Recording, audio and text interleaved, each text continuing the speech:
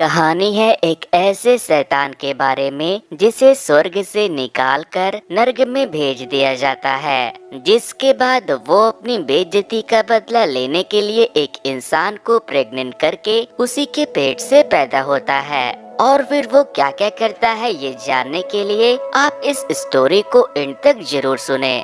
तो कहानी की शुरुआत में लूसीफर को स्वर्ग से निकालकर नर्क में भेज दिया जाता है, क्योंकि उसने देवताओं के ऊपर हमला करके उनकी गद्दी और पावर को हथियाने की कोशिश की थी। लूसीफर को जिसने मारकर स्वर्ग से निकाला था उसका नाम माइकल था, जो कि एक देवदूत था। माइकल भी लूसीफर के पीछे पीछे नर्क में आ जाता है और उसे अपनी सोर्ड ऑफ स्पिरिट से वही कैद कर देता है ताकि वो वहाँ से बाहर ना निकल सके। माइकल जब लूसीफर को छोड़कर वहाँ से जाने लगता है तो लूसीफर उसे कहता है कि मैं एक दिन वापस जरूर लौटूंगा, लेकिन तुम्हारा भाई या किसी का दूत नहीं बल्कि तुम सब का देवता बनकर, और तुम सब मेरे आगे झुकोगे।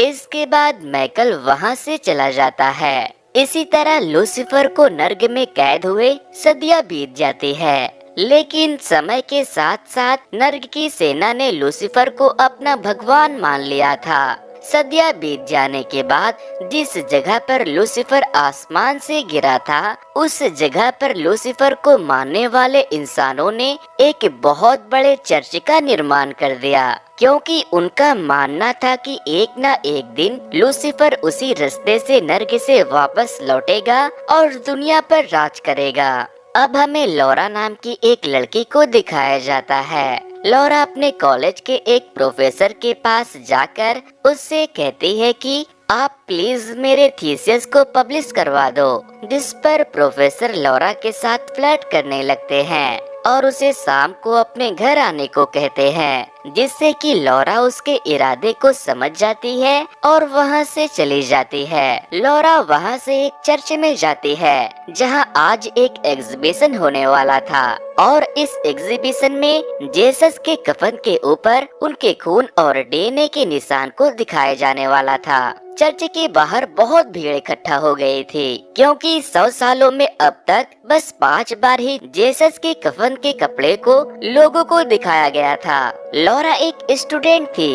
लौरा अपने यूनिवर्सिटी के प्रोजेक्ट के लिए एंजल एंड डेविल के ऊपर थीसिस लिख रही थी, इसीलिए चर्च के फादर मैक्रोनी से जान पहचान होने की वजह से वो उसे वॉलेंटियर बनाकर चर्च में एंट्री करवा देते हैं। जिस कपड़े को देखने के लिए चर्च के बाहर हजारों की भीड़ इकट्ठा हो गई थी, ये वही कपड़ा था जिसके साथ जेसस को सूली पर चढ़ाया गया था। फादर मार्कोनी लौरा को लूसीफर और माइकल की स्टोरी के ऊपर बेस्ड एक स्टैचू के पास लेकर जाते हैं और उसे लूसीफर और माइकल की कहानी सुनाने लगते हैं, और फिर थोड़ी देर के बाद वो वहाँ से चले जाते हैं। फादर के जाने के बाद लौरा वहीं एक टेबल पर बैठकर लूसीफर और माइकल के उस स्टैचू का स्केच बनाने लगती है। स्केच बनाते बनाते लौरा को शाम हो गई थी। तभी एक मिस्टीरियस वुमन चर्च में एंटर करती है और वहीं छुप जाती है। इधर लौरा को स्केचिंग करते वक्त ऐसा लग रहा था कि जैसे अभी लूसीफर की मूर्ति हिल गई हो।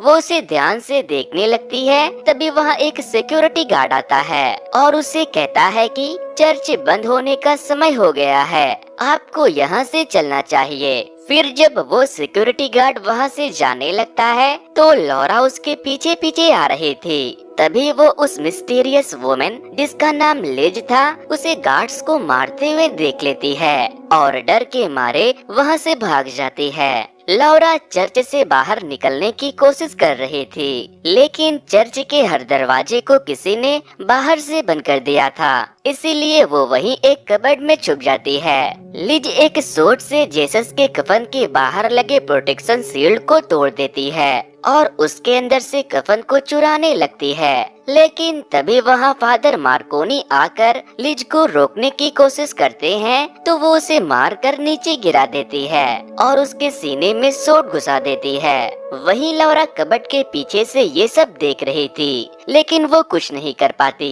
लिज यहाँ अकेली नहीं थी, उसके साथ उसका पूरा स्क्वाड आया था। वो लोग चर्च के अंदर आते हैं और कफन को अपने साथ लेकर जाने लगते हैं। तभी लिज को कबर्ड के अंदर से लौरा के दिल की तेज धड़कन सुनाई देने लगती है, जिसके बाद लिज अपनी आदमियों से कहकर लौरा को पकड़ लेती है। और जब वो लौरा को मारने वाले थे तो लिज अपने आदमियों को उसे मारने से मना कर देती है और कहती है कि इसे जरूर लूसीफर ने ही चुना होगा। जिसके बाद लिज के गार्ड्स लौरा को जिंदा पकड़कर वहाँ से लेकर निकल जाते हैं। उन लोगों के वहाँ से जाने के बाद फादर मार्कोनी लॉर्ड माइकल से प्रे करते हैं, हे प्रभु मेरी मदद कीजिए। जिसके बाद आसमान से एक लाइट चर्च के अंदर गिरती है और फादर मार्कोनी के अंदर घुस जाती है, जिससे कि फादर मार्कोनी ठीक हो जाते हैं और फिर वो उठकर लिज के कार का पीछा करने लगते हैं। लेकिन तभी उनके सर में बहुत तेज दर्द होना शुरू हो जाता है, जिससे कि वो भागते भागते नीचे गिर जाते हैं और लिज लौरा और कफन को लेकर वहाँ से निकल जाती है।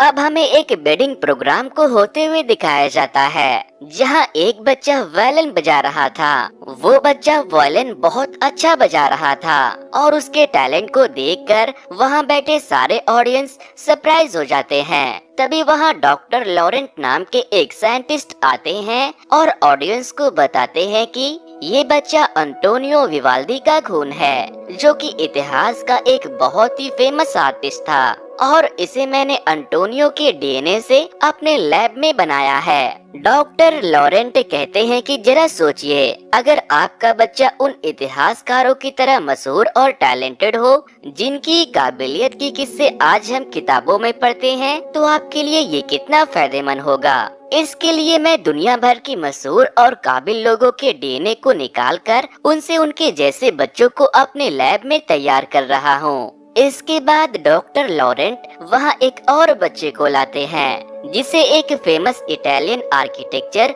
और पोएट माइकल एंजिलो बुनोरोती के डीएनए से बनाया गया है। डॉक्टर लॉरेंट उस बच्चे की बोली $10 मिलियन से शुरू करते हैं, जिसे एक आदमी $90 मिलियन में खरीद लेता है। यहाँ पर हम लिज को भी देखते हैं। वो इशारे से डॉक्टर लॉरेंट को अपने पास बुलाती है और फिर वो उसे अपने साथ उस चर्च में लेकर जाती है, जहाँ पर लूसीफर आसमान से गिरा था। डॉक्टर लॉरेंट का लैब भी इसी जगह मौजूद था। वहाँ जाकर लिज डॉक्टर लॉरेंट को जेसस का कफन दिखाती है और उससे कहती है कि हमने इसके लिए बहुत इंतजार किया है, जितनी जल्दी हो सके सैरोगेट को तैयार करो। इधर हम लौरा को देखते हैं। उन लोगों ने लौरा के साथ साथ और भी बहुत सारी लड़कियों को बंदी बनाकर रखा था। ये लोग इन लड़कियों के अंदर दूसरे मशहूर लोगों का डीएनए डालकर इन्हें प्रेग्नेंट करते थे और उनके वोम में बच्चे को बड़ा करके उन्हें बेचते थे।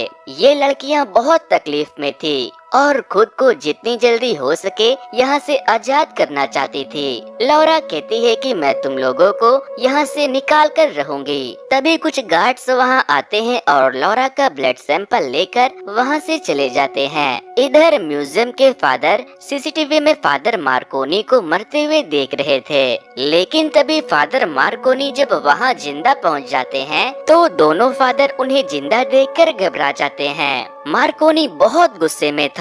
वो उन दोनों फादर से पूछता है कि चर्च ने कफन के प्रोटेक्शन के लिए किसे चुना था, जिस पर उनमें से एक फादर उसे बताते हैं कि फादर विंसीनी को कफन के प्रोटेक्शन के लिए चुना गया था, लेकिन वो यहाँ नहीं आते। मार्कोनी पूछता है कि वो यहाँ क्यों नहीं आते, जिस पर फादर बताते हैं कि वो पागल हो गए हैं। उसे अपने विजन में शैतान और काला जादू होते हुए दिखाई देता है और अब वो सेंट माइकल एसाइलम में रहते हैं। फादर पूछते हैं कि तुम मार्कोनी नहीं हो, क्योंकि मार्कोनी ये सब पहले से जानता था। जिसके बाद मार्कोनी उन्हें कुछ नहीं बताता और वहाँ से एक कार लेकर सेंट माइकल एसाइलम की तरफ निकल जाता है।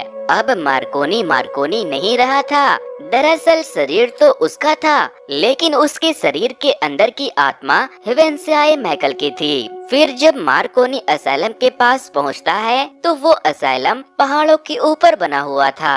मार्कोनी असाइलम की तरफ बढ़ रहा था। तभी फादर विंसिनी मार्कोनी को अनजान समझकर उसके ऊपर बंदूक तान देता है, लेकिन जैसे ही वो उसे टच करता है उसे समझ आ जाता है कि वो कोई फादर नहीं बल्कि एक एंजल है। वो उनसे पूछता है कि आप यहाँ क्यों आए हो, जिस पर वो उसे बताते हैं कि उन लोगों ने कफन को चुरा लिया है। इसके बाद विंसिनी माइकल को असाइलम के अंदर ले जाता है और उसे अपने टेलीस्कोप में दिखाते हुए उनसे पूछता है कि क्या आपको ये जगह याद है? ये वही जगह है जहाँ लूसीफर गिरा था।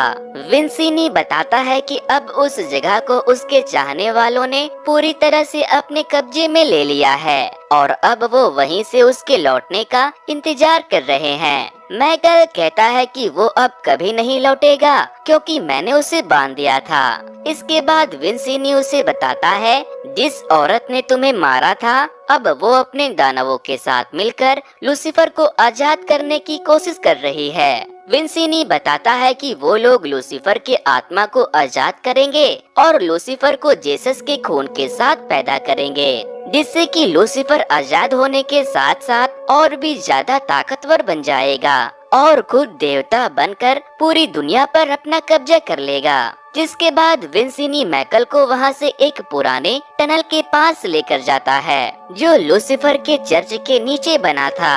वहाँ पहुंचकर विंसिनी माइकल से कहता है कि आप अंदर जाइए, मैं बाहर नजर रखता हूँ। जिसके बाद माइकल अकेले ही एक मसाल के साथ उस टनल के अंदर चला जाता है। इधर डॉक्टर लॉरेंट लिज को बताता है कि मैंने डीएनए तैयार कर लिया है और लौरा का ब्लड ग्रुप जेसस के ब्लड ग्रुप से मैच हो रहा है। जिसके बाद कुछ गार्ड्स लौरा के साथ साथ एक और लड़की को वहां से लेकर जाने लगते हैं। तभी लौरा उन लोगों के ऊपर हमला कर देती है, लेकिन वो कुछ नहीं कर पाती। गार्ड्स लौरा को पकड़कर लैब में ले जाते हैं, जहां डॉक्टर लॉरेंट लौरा को एक इंजेक्शन देकर उसे शांत करते हैं और फिर उसके यूटेरस में जेसस के एग को फर्टिलाइज कर देते हैं। इसके बाद कुछ गार्ड्स लौरा और उसके साथ की लड़की को ब्राइड की तरह तैयार करके अपने साथ लेकर जाते हैं और एक पिलर से बांध देते हैं। यहाँ पर बहुत सारे लोग भी मौजूद थे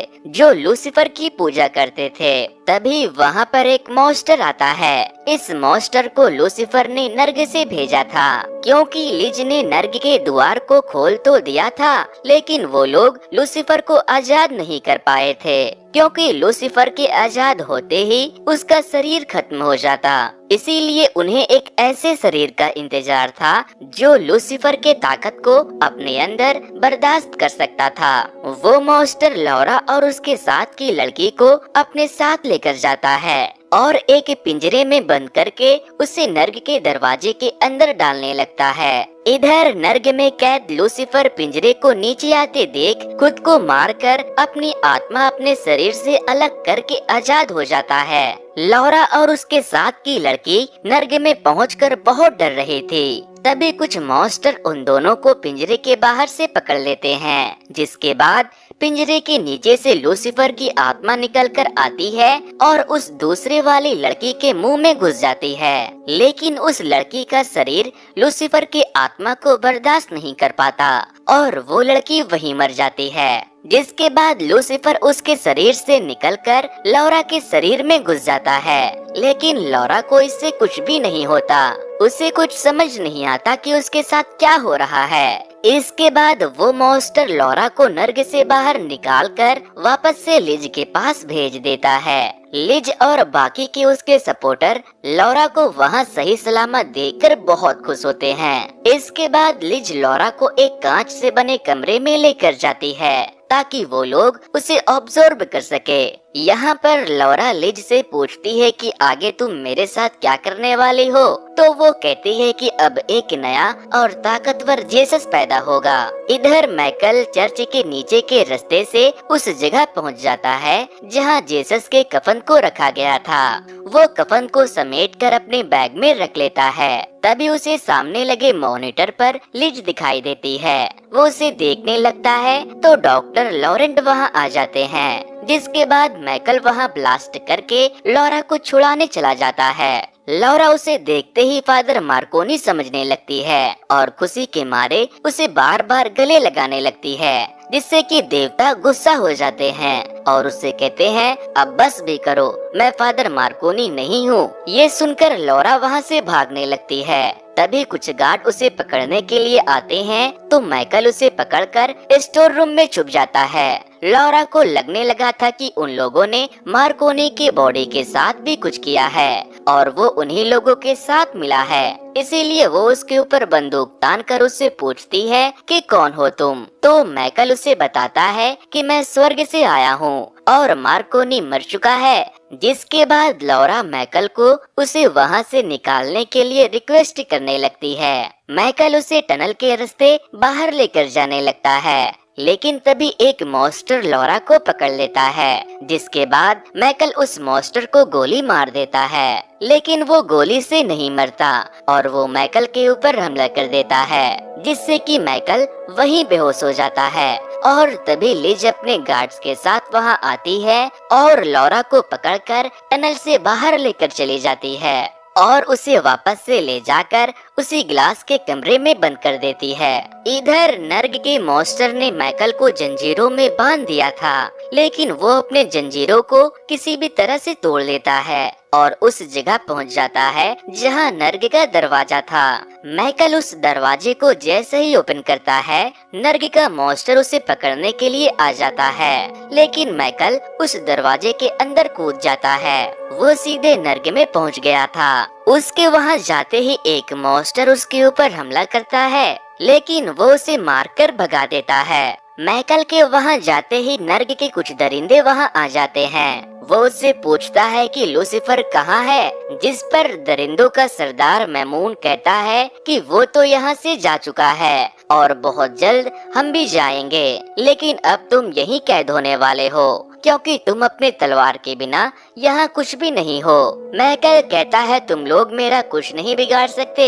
जिसके बाद मैमून अपने दरिंदों को माइकल को लूसीफर के तलवार से बांध देने को कहता है और उसे छोड़कर वहाँ से चला जाता है। इधर लौरा अपने पेट में अपने बच्चे को देखकर खुश हो रही थी। लौरा देखती है कि उसकी स्किन पहले से बहुत अलग दिखने लगी है। वो लिज से पूछती है कि ये मेरे साथ क्या हो रहा है, जिस पर वो कहती है कि तुम्हें खुद का बहुत ख्याल रखना होगा ताकि तुम उसे अच्छे से जन्म दे सको।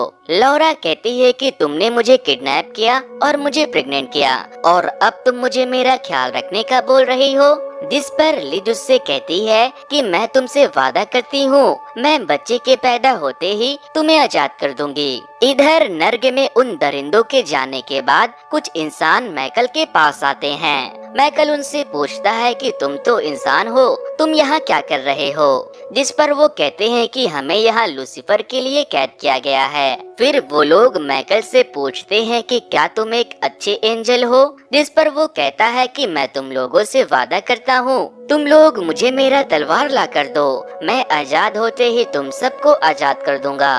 माइकल का सोड नर्ग में ही था क्योंकि उसने उसी से लूसीफर को बंदी बनाया था। नर्ग में कैद इंसान उससे पूछते हैं कि हम तुम पर कैसे यकीन कर ले कि तुम आजाद होते ही हमें नुकसान नहीं पहुंचाओगे और हमें भी यहाँ से बाहर निकालोगे। तभी वहाँ बहुत सारे नर्ग के मॉन्स्टर आकर उन इंसानों का शिकार करना शुरू कर देते हैं। इधर लूसीफर की आत्मा लिज के टांगों के बीच से निकलकर उसके सामने आ जाती है और फिर उसके कानों के जरिए वापस से उसके शरीर में घुस जाती है। लूसीफर अब लिज के बच्चे के शरीर के रूप में अपने पुराने आत्मा के साथ फिर से पैदा हो रहा था इसी तरह कई महीने बीत गए। माइकल नर्क में कैद होकर रह गया था। लौरा भी पूरी तरह से बदल गई थी। लंबे समय से लूसीफर की आत्मा उसके शरीर के अंदर होने के वजह से उसके पूरे बाल गिर गए थे और अब उन लोगों ने लौरा की और अच्छे से देखभाल करने के लिए उसे एक गिलास के बने ऑक्सीजन चैम्बर में बंद करके रखा था। फिर एक दिन लूसीफर लौरा के शरीर से बाहर निकलता है और नर्क में जाकर वहाँ के एक मॉन्स्टर के अंदर घुसकर माइकल के पास पहुँच जाता है और माइकल का ये हाल देखकर उससे कहता है कि बहुत जल्द जेसस के शरीर के साथ मैं दुनिया का सबसे ताकतवर देवता बन जाऊंगा और फिर उसके बाद मैं धरती के सारे इंसानों को मारकर उन्हें अपना गुलाम बना लूंगा और मेरे दरिंदे तुम्हें खत्म करने आते ही होंगे। इतना कहकर वो वहाँ से चला जाता है। लेकिन नर्क के इंसान लूसीफर की सारी बातें सुन लेते हैं और समझ जाते हैं कि माइकल सच में एक अच्छा एंजल है और अब वही पूरी दुनिया को बचा सकता है। इसीलिए वो उसकी मदद करने का फैसला करते हैं। लेकिन तभी लूसीफर के दरिंदे वहाँ माइकल को मारने के लिए आने लगते हैं, जिसके बाद माइकल उन इंसानों से कहता है कि तुम मुझे आजाद करना चाहते हो तो मुझे मेरा तलवार ला कर दो। फिर जैसे ही वो दरिंदे माइकल को मारने वाले थे, माइकल को उसका सोर्ड ऑफ स्पिरिट मिल जाता है, जिसे छूते ही वो देवदूत बन जाता है और उसे उसके अवतार में देखकर सारे दरिंदे वहाँ से दुम दबाकर भाग जाते हैं। इसके बाद माइकल उन इंसानों से कहता है कि मैं तुमसे प्रॉमिस करता हूँ कि मैं तुम सबको आजाद करने जरूर वापस लौटूंगा। और फिर वो नर्क से बाहर वापस से मार्कोनी के शरीर के साथ निकलता है। इधर हम लौरा की डिलीवरी होते हुए देखते हैं। लिज लौरा के पेट से उसके बच्चे को निकालकर उसे लेकर वहाँ से चली जाती है और एक मॉन्स्टर लौरा को नर्क के दरवाजे को खोलकर नीचे गिरा देता है। लिज उस बच्चे को उन लोगों के पास लेकर जाती है जो लूसीफर की पूजा करते थे। उसे देखकर सारे इंसान उसके आगे झुक जाते हैं। तभी नर्क का एक मॉन्स्टर वहां आता है और अपने धारदार ब्लेड से एक के बाद एक लूसीफर के भक्तों को मारकर उसकी बलि चढ़ा देता है। और तो और वो लोग डॉक्टर लॉरेंट की भी बलि चढ़ा देते हैं और बच जाती है केवल लिज। इधर माइकल नर्क के दरवाजे के पास से आते हुए आवाज को सुनकर जब वहां पहुंचता है तो वो लौरा को दरवाजे से लटकी हुई देखता है। माइकल उसे बाहर निकालता है और फिर वो दोनों लिज के पास जाते हैं और लिज को धक्का देकर लौरा का बच्चा उससे छीन लेते हैं। जिसके बाद माइकल लौरा को उसके बच्चे के साथ वहां से चले जाने को कहता है। लेकिन इस दौरान नर्क का दरवाजा खुला रह गया था, जिससे सारे दरिंदे बाहर आने वाले थे। लेकिन तभी माइकल उस जगह पर एक बॉम्ब सेट करता है और उस पूरे जगह को बॉम्ब से उड़ा देता है, जिससे कि नर्क का दरवाजा बंद हो जाता है और सारे मॉन्स्टर नीचे ही रह जाते हैं। इसके बाद फादर विंसीनी जेसस के कफन को वापस से चर्च में रखवा देते हैं और फिर माइकल वापस से नर्क में जाता है और वहाँ फंसे लोगों को बाहर निकाल लेता है। मूवी के एंड में हमें कई सालों के बाद का सीन दिखाया जाता है, जहां हम लौरा के बेटे को देखते हैं। तभी हम लिज को भी देखते हैं। उसने अपने सारे गार्ड्स और डॉक्टर को लूसीफर के लिए सैक्रिफाइस कर दिया था और अब वो अकेली थी। लेकिन वो अभी भी लौरा के बेटे के पीछे ही थी, क्योंकि उसके अंदर लूसीफर की आत्मा बली हो रही थी। वो जैसे ही लौरा के बेटे को लूसीफर कहती है, हमें लूसीफर की आत्मा देखने को मिलती है और इसी के साथ ये कहानी यहीं पर खत्म हो जाती है। तो दोस्तों, ये स्टोरी आपको कैसी लगी मुझे कमेंट करके जरूर बता देना। वैसे दोस्तों, कुछ दिनों पहले ही मैंने एक ऐसे स्टोरी को एक्सप्लेन किया था। अगर आप लोगों ने उसे नहीं देखा तो वॉच नेक्स्ट पर क्लिक करके उसे जरूर से देख लें। और जो लोग भी मेरे YouTube चैनल पर नए आए हैं, वो ऐसे ही मजेदार कंटेंट देखने के लिए इस वीडियो को लाइक करके मेरे YouTube चैनल को सब्सक्राइब करना बिल्कुल भी ना भूलें। Thanks to, good bye.